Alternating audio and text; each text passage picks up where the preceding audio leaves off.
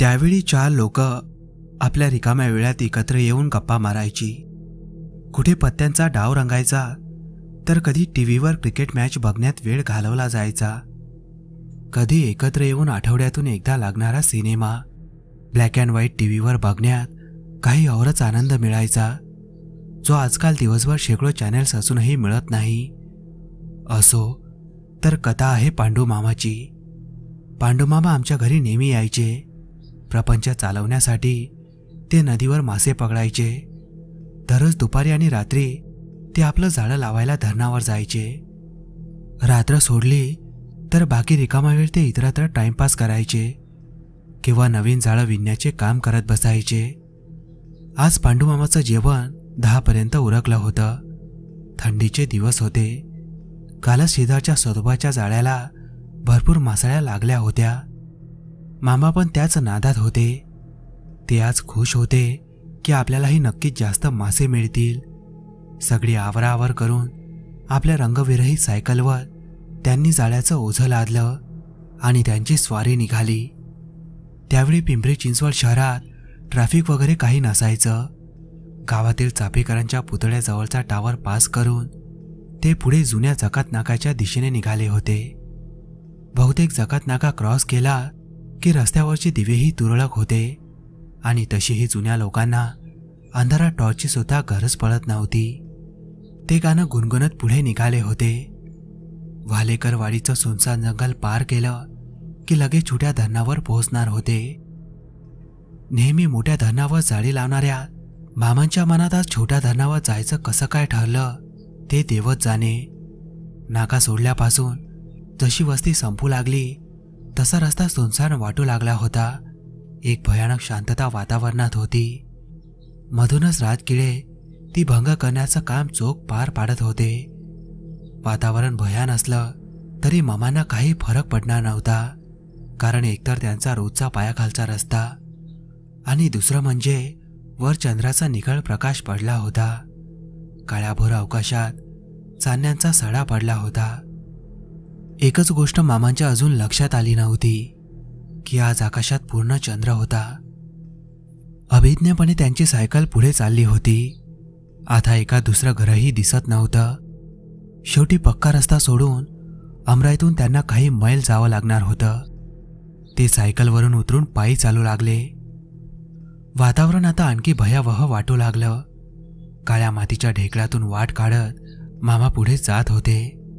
तोच टिटवीचा कर्णकशा आवाज कांठाळ्या बसवत जवळून दूर गेला. ते थोडे दचकले, पण त्यांना माहीत होतं आपल्या पिलांना काही धोका जाणवला की टिटव्या असं करतातच. राजकिळ्यांचा आवाज अजूनही येतच होता. थोडं पुढे गेल्यावर धरणावरून कोसळणाऱ्या पाण्याचा आवाज येऊ लागला. तेव्हा कुठे त्यांच्या जीवात जीव आला. पुढे नदीच्या किनाऱ्यावर काळ्या दगडांचा ढीग होता. पलीकडे अंधारात काळेभोर दिसणारे पावनामाईचे पाणी चंद्राच्या चंदेरी प्रतिबिंबाने उजळून निघाले होते. धरणाच्या एका बाजूला शांत आणि दुसऱ्या बाजूला मोऱ्यामधून वेगाने कोसळणारे पाणी.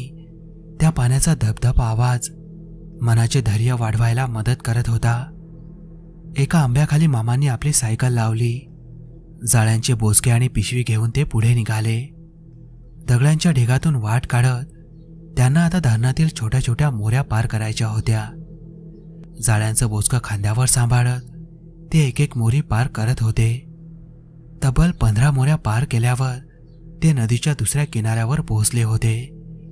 एव्हाना घरून निघून 1-1.5 तास झाला होता. धरणाच्या खाली पाण्याच्या मधोमध एक विस्तीर्ण खडक होता. त्यावर त्यांनी आपलं बोचकं टाकलं. त्यांच्या कणखर शरीरावर थंडी पावसाचा काहीच फरक पडत नसे. ते जाळ्यांचे पदर नीटनेटके करून बाकीचं सामान तिथे सोडून ते पाण्यात उतरले. तोच एक काळाकुट्ट सर्प सरकन तिथून निघून गेला. क्षणभर थांबून ते परत आपल्या कामाला लागले. जाळे व्यवस्थित लावेपर्यंत 15-20 मिनिटे लागले असतील. आता जाळे लावून झाले होते.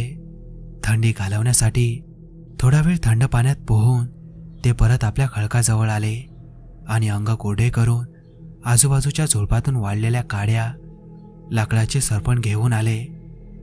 खडकाच्या मध्यभागी छानशी मोठी शेकोटी पेटवली इकडे चिंचवड गाव गुलाबी थंडीत शांत झोपलं होतं आणि चापेकर चौकात टावरच्या भल्या मोठ्या घड्याळात 12चा ठोका पडला. तो आवाज पूर्ण गावात ऐकू यायचा. त्यावेळी संपूर्ण गावाला ते टोल ऐकू यायचे आणि ते लाईटचे काटे पण बऱ्याच लांबून दिसायचे. नंतर लोकांची झोपमोड होऊ नये म्हणून स्पीकर्स बंद करण्यात आले. चौकाच्या एका बाजूला मुस्लिम दफनभूमी तर दुसरीकडे वेताळनगर. विशेष म्हणजे त्या ठिकाणी चक्क वेताळाचं मंदिर होतं. इकडे मामांनी छान शेकोटी पेटवली होती. बाजूला ते दुसरं जाळं विणण्याचं सामान काढून आपले काम करत बसले होते. तोंडाने कुठल्या तरी हिंदी गाण्यावर शीळ घालत होते. अचानक हवेतला गारठा वाढू लागला. काही वेळापूर्वी बोचरी वाटणारी थंडी आता त्यांना बर्फ पडल्यासारखं जाणवू लागलं. चंद्र कधीच काळ्या ढगांच्या आड गेला होता. वर वटवागळे घिरट्या घालत होती. दूर कुठेतरी कुत्र्यांच्या विवळण्यामुळे मामांची तंद्री भंगली. मामांनी नदीवर कटाक्ष टाकला आणि अलगद त्यांच्या भुवया उंचावल्या. नदीच्या पात्रावर दाट गूढ असे धुक्याचे वलय निर्माण झाले होते. त्यांच्यासारख्या रोजची सवय असणाऱ्या कणखर माणसालाही आता ही थंडी जीवघेणी वाटत होती.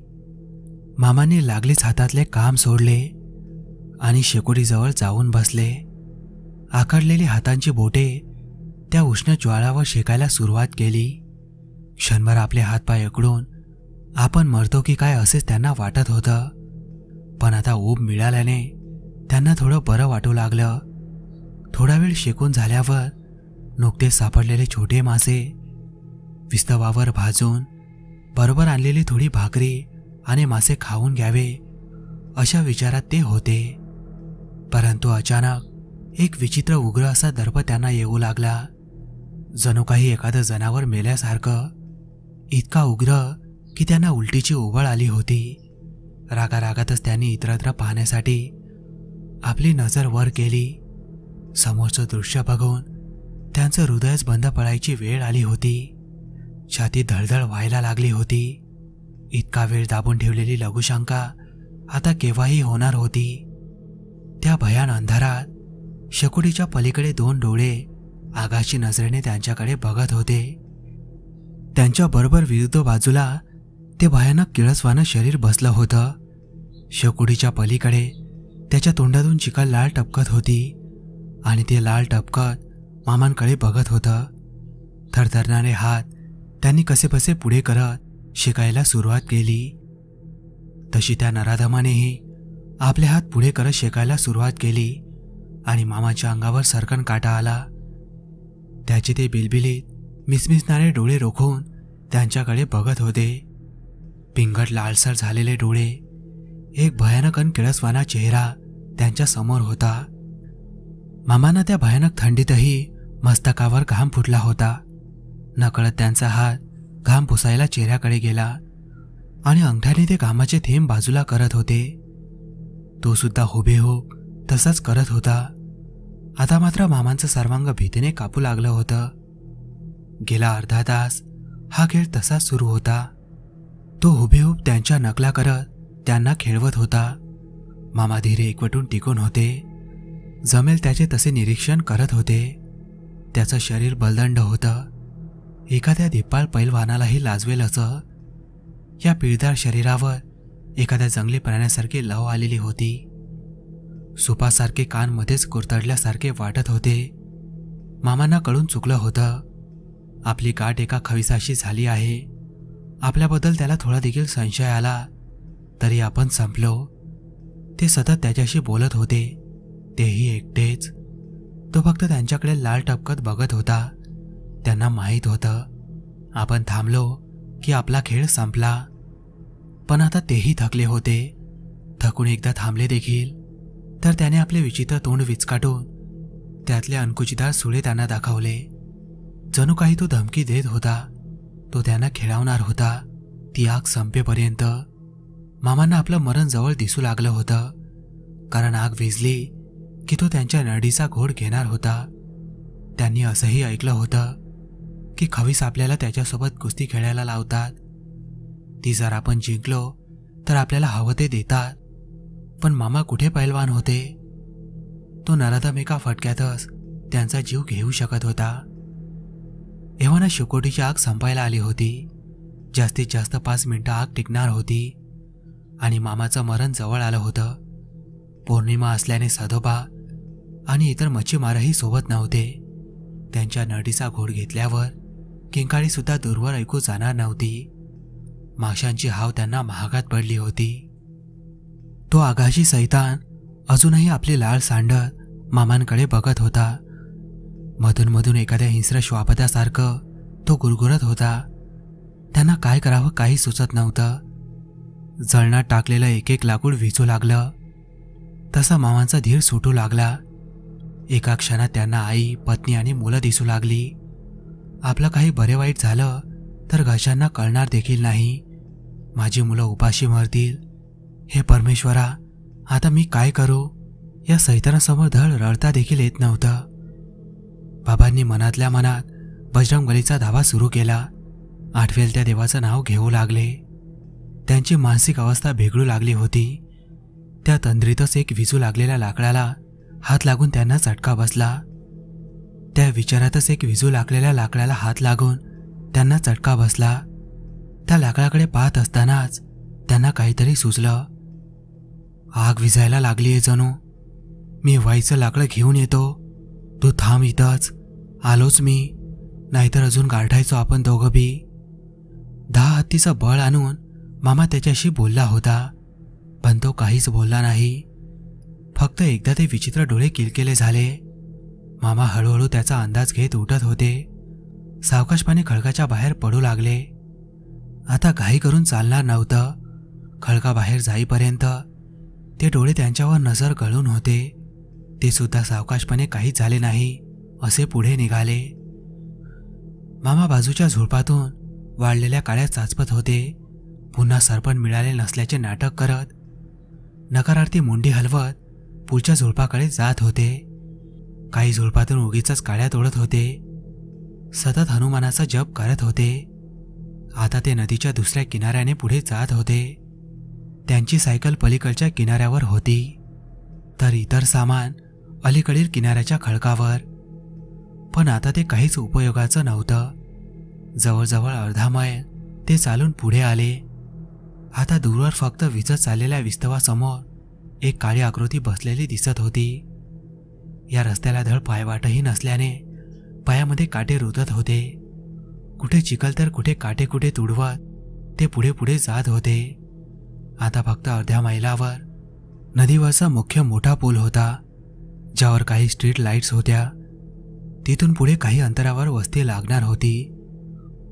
पण मामा अजूनही लाकडे गोळा करण्याचे नाटक करत होते.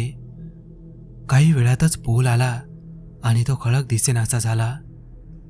पुलावर येताच कांढाळ्या बसवणारी गंजलेल्या पाईपाने पत्र्यावर घासल्यावर जसा आवाज येतो तशी भसाड्या आवाजातली गर्जना त्यांच्या कानावर पडली. तसे पांडूमामा झपटल्यासारखे सुसाट वेगाने पळू लागले. आता त्यांना वाटेत काय येतंय याच्याशी काहीच घेणं देणं नव्हतं. त्यांना फक्त त्यांचं घर, बायको, मुलं डोळ्यासमोर येत होती. पुढील अर्धा तास वेळासारखं धावून आपल्या घराच्या दरवाजासमोर येऊन ते धापकन कोसळले. सकाळ होत आली होती. शारदा मामी त्यांच्या डोक्याजवळ बसून मोठमोठ्याने रडत होत्या. मामा अजून शुद्धीवर आले नव्हते, परंतु झोपेत खवीस खवीस असे बरळत होते. त्यावरून सर्वांना कळून चुकलं होतं की रात्री काय झालं असेल. त्यांचं अंगही तापाने फणफणलं होतं. मामी एकीकडे त्यांच्या माथ्यावर ओल्या पट्ट्या ठेवत दुसरीकडे घसा ताणून रडत होत्या. सदा मामा सांगत होते, याला काय गरज होती पण पुनवेच्या रात्रीला एकटं जायची. आदल्या दिवशी आम्ही चल म्हणलं तर आला नाही हा घडी. तो धरणावरचा खवीस लय वाईट आहे. ते ऐकून मामी अजूनच आरडाओरडा करायला लागल्या. तर सदा मामाची बायको मामाकडे डोळे वटावरून पाहत मामीचं सांत्वन करू लागली. अवताई, भाऊजी आलेत नवं का घरला सुखरूप? नका काळजी करू, होईल सगळं व्यवस्थित. थोडंसं ऊन डोळ्यावर आल्यावर मामाने डोळे उघडले. तेव्हा कुठे मामीचा जीव भांड्यात पडला. एव्हाना बाहेर आडीतल्या लोकांनी गर्दी केली होती. सगळ्यांना खविसाचा किस्सा ऐकण्याची चांगलीच उत्सुकता होती. मामा कोणाशीच काहीच बोलत नव्हते. ते एकटक दरवाजाकडे बघत गुरगुरत होते. त्यांची अवस्था बघून मामी घाबरून गेल्या. इतका वेळ घराबाहेर लेकरांना येऊन बसलेल्या आया मामांचा आवाज ऐकून आपापली पोरं उचलून तिथून धूम ठोकू लागल्या होत्या. मामी जरा कुठं त्यांना हात लावायला गेली तर ते दचकून जायचे आणि आपले दात विचकट डोळे पांढरे करायचे. मामी आता पूर्ण खचली होती.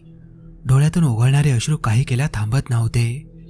राधा मामींनी नाथाच्या मंदिरातून अंगारा आणला, परंतु मामांनी गुरगुरत तिला दारातच थांबवलं. त्यांचे डोळे तिच्यावर आग ओकत होते. राधा मामी घाबरून दारातूनच पळून गेली. मामांचे डोळे आता लालसर दिसू लागले होते.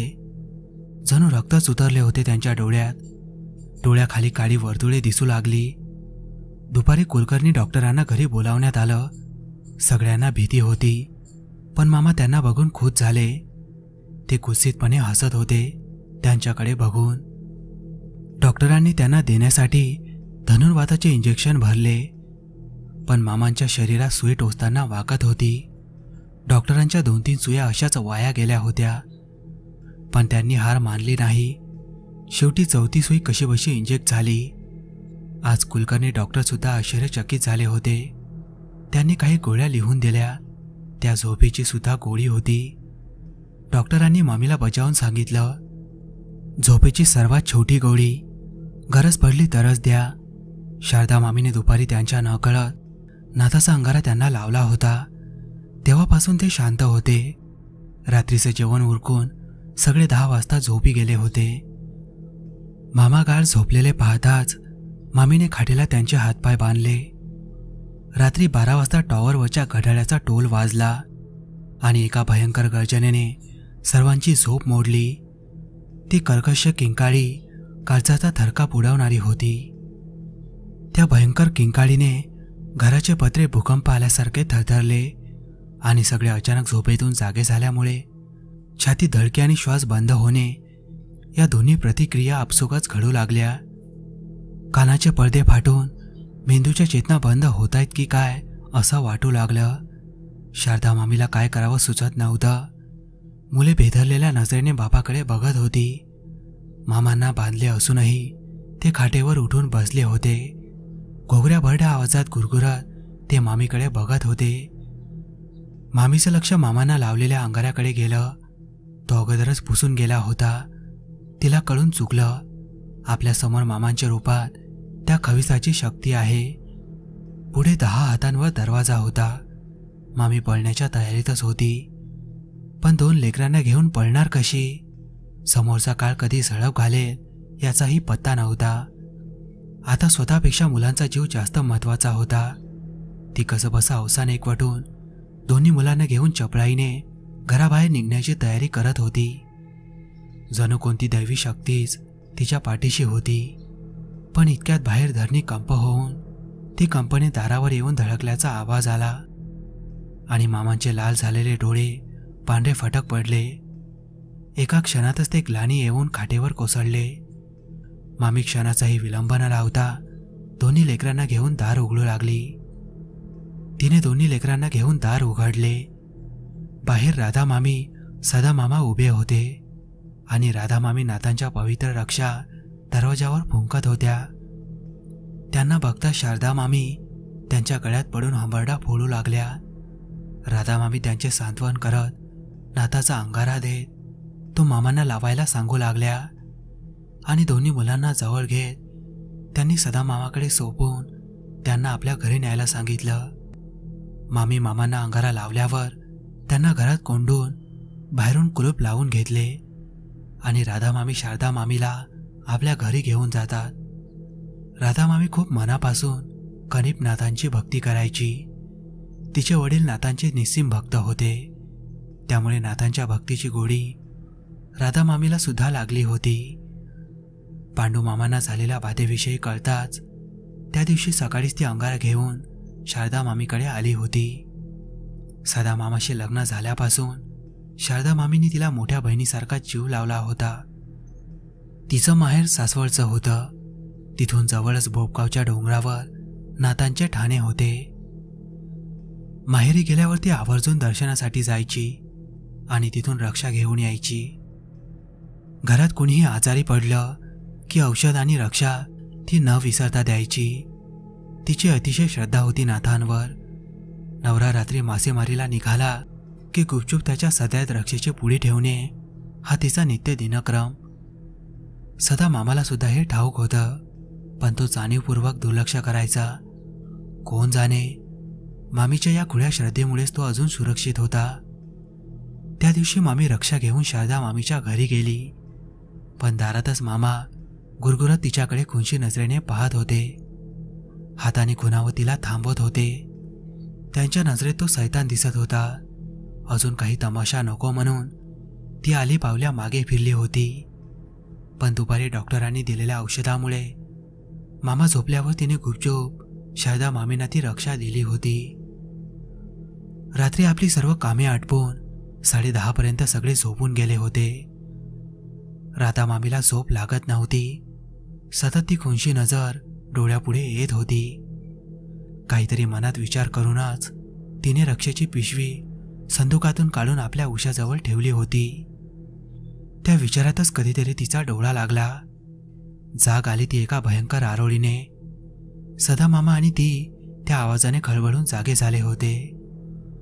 घर एकमेकांनाच लागून असल्यामुळे तो आवाज पांडू मामांच्या घरातूनच आला हे नक्की होतं. मामा पटकन तिकडे निघाले. राधा मामीने मी पण सोबत येते म्हणून त्यांना थांबवलं आणि लगबगीने रक्षेची पिशवी सोबत घेऊन निघाली. दोघे जसजसे घराजवळ जात होते तसा हवेतला गारठा वाढत होता. दारापाशी पोहोचेपर्यंत हातपाय बर्फासारखे थंड पडले होते. आतून विचित्र गुरगुरण्याचा आवाज येत होता. जणू कोणी नरपेशाच कोणाच्या नरडीचा घोट घेण्यासाठी आतुर झाला आहे. घराजवळ येताच एक उग्र सडलेल्या मासासारखा दर्प येऊ लागला. सदा मामा दरवाजाला हात लावणार तोच तिने त्यांना मागे ओढलं आणि दरवाजापासून दूर केलं. पिशवीतून मुठभर रक्षा काढून श्री कणिपनाथांचे स्मरण करत दारावर अशा रीतीने फुंकली की लाकडी फळ्यांच्या फटीतून ती आत जाऊ शकेल. रक्षा फुंकताच धरणीकंप झाल्यासारखा हादरा बसला. विशिष्ट कंपनाची वलये निर्माण झाली आणि काळाकुट्ट धूर तिथून बाहेर निघून रागाने फुसफुसत वातावरणात विलीन झाला. हे दोघे स्तब्धपणे हा चमत्कार बघत होते. इतक्यात दार उघडलं गेलं. शारदाताई 2 लेकरांना घेऊन घाईघाईने बाहेर पडली आणि राधाला बघून तिचा बांध फुटला व तिच्या गळ्यात ती हमसून रडू लागली. दुसऱ्या दिवशी सकाळी राधा मामीने पोरांना चहा खारी आणि शारदा मामीला पोह्याचा नाश्ता दिला. न्याहारी करून सर्वांना थोडी तडतडी आली होती. तरीही शरद मामीचं घरी जायचं धैर्य होत नव्हतं. मुलांचा तर प्रश्नच नव्हता. बाबाचं नाव काढलं तरी लेकरं थरथरत होती. न्याहारी झाल्यावर राधा मामीने एका कॉईन बॉक्सवरून तिच्या बाबांना त्यांच्या घराजवळच्या एसटीटी बूथवर फोन केला व इकडची परिस्थिती सांगितली. बाबांनीही तिने रात्री दाखवलेल्या प्रसंगावधानाचे कौतुक केले आणि कसेही करून त्यांना बोवगा डोंगरावर घेऊन यायला सांगितलं. इकडे दरवाजा उघडल्यावर पांडूमामा ठीक वाटत होते. थोडासा अशक्तपणा सोडला तर ते व्यवस्थित वाटत होते. पण उगीच विषयाची परीक्षा नको आणि तो सैतान परत येणारच नाही कशावरून, म्हणून मामांना कसंही करून नाथांच्या मंदिरात न्यायचं ठरलं. मामांनाही या गोष्टीवर विश्वास होता, त्यामुळे त्यांनी विशेष हरकत घेतली नाही आणि सगळे दुपारी सासवडला निघाले. साधारण 1.5 तासांचा प्रवास केल्यावर ते सासवडला पोहोचले. तिथून बस बदली करून खासगी जीपने सर्व थेट डोंगराच्या मंदिराच्या पायथ्याला पोहोचले. हिरव्यागार दाट झाडीमध्ये डोंगराच्या माथ्यावर छोटासा काफीनाथ मठ. तिथे पोहोचताच मामांच्या चेहऱ्यावर तेज येऊ लागलं. तिथल्या नैसर्गिक वातावरणामुळे म्हणा अथवा मंदिराच्या प्रभावामुळे मामांमध्ये तरतरी जाणवत होती. सर्वजण जसे मंदिराच्या पायऱ्या चढत होते तसे मामांना हलके वाटू लागले. मुख्य गाभाऱ्या स्त्रियांना बंदी असल्यामुळे त्यांनी बाहेरूनच नमस्कार केला. राधा मामीचे बाबा अगोदरच पोहोचले होते. आता सर्व पुरुष मंडळी कपडे बदलून मंदिरातून मिळालेल्या वस्त्रावर गाभाऱ्यात जायला निघाली. गाभाऱ्यात जायला अंदाजे 1.5 बाय 1.5 फुटाचा रस्ता होता. ज्यातून सरपटत आत जायचं होतं. त्या दगडी भिंतीची जाडी कमीत कमी 1.5 ते 2 मीटर होती. एवढ्या छोट्या आणि लांब बिळातून आत जायचं डेअरिंग कुणी नौका माणूस नक्कीच करणार नाही. परंतु कितीही जाळ असलेला माणूस त्यातून आत जातोच असा विश्वास सगळ्या भक्तांचा आहे. मामा जसे जसे आत जात होते तसे त्यांचे सर्व पास तुटून पडत होते. त्या पवित्र भिंती त्यांच्यावरचे काळे सावट जणू पुसून टाकत होत्या. आत पोहोचल्यावर 5-6 माणसे मावतील एवढाच काय तो गाभारा. सर्व बाजूनी बंदिस्त असूनही एसी रूम सारखा थंडावा तिथे होता. समाधीचं दर्शन घेऊन सर्व बाहेर पडले. मामीचे बाबा सर्वांना मंदिराच्या मुख्य पुजाराकडे घेऊन गेले. त्यांनी सर्व अडचण ऐकून ते साधू म्हणजेच नाथपंथी पुजारी त्यांना निर्धास्तपणे घरी परतण्यास सांगतात आणि मामांच्या माथ्यावर रक्षा लावून त्यांना बांधायला धागा देतात. तसेच या पवित्र मंदिराच्या स्पर्शाने त्यांचे शरीरही आता पवित्र झाले होते आणि कोणतीही वाईट शक्ती आता त्यांना स्पर्श करू शकणार नव्हती. मामा 2-4 दिवस विश्रांती घेऊन पुन्हा आपल्या कामाला लागले होते, कारण तेच त्यांच्या उदरनिर्वाहाचे साधन होते. पण एक गाठ त्यांनी मनाशी नक्की बांधली होती की इथून पुढे कोणताही हाव करून चुकीच्या दिवशी नदीवर जायचे नाही. मामा आता संध्याकाळनंतर कधीही जाळे लावायला नदीवर जाणे टाळतात.